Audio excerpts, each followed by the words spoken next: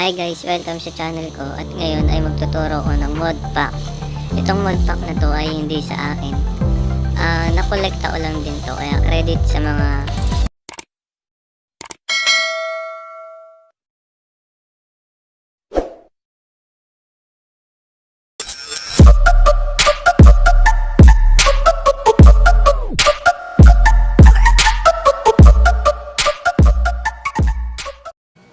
bago ang lahat. Bago natin ma-download yung mod pack na pinagsama-sama ko, i-download niyo muna ang Say Air Achiever sa inyong mga Play Store dahil dito natin naayusin yung mod. At pagkapi, tapos ilipat natin siya sa device memory, Android, data, tapos hanapin niyo yung com.rockstar, doon natin siya ita-transfer. Ito siya.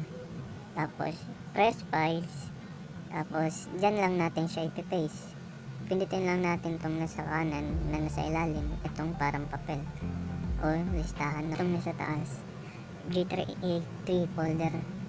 Yan.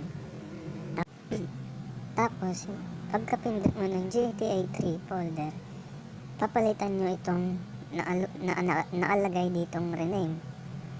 May tatlong klaseng GPU. Meron tayong PowerVR, Adreno, at Mali. Ilalagay ko dyan sa gilid yung tatlong GPU na yun. At kung paano loading. So yun guys, kitang kita kung paano mag-working ang mod natin. Sa unang skin pa lang, pang OOTD na yung damit natin. Yung dami natin kamukha. Tsaka guys, recommended ko sa inyo tong server na to, The Kalasag Roleplay. Nasa YouTube ko din kung paano i-download ito. Tingnan naman natin yung mga sasakyan. Paalam.